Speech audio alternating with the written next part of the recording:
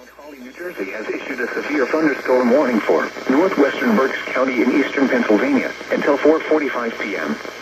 At 3:38 p.m., a severe thunderstorm was located over Lickdale, or 9 miles north of Lebanon, moving east at 25 miles per hour. Hazard, 60 miles per hour wind gusts and penny-size hail. Source, radar indicated.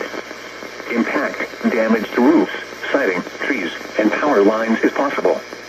Locations impacted include Hamburg, Burnville, Strausstown, Fairview Heights, and Centerport. This includes Interstate 78 in Pennsylvania between mile markers 10 and 32. Protecting yourself from immediate threats to life and safety shall take priority.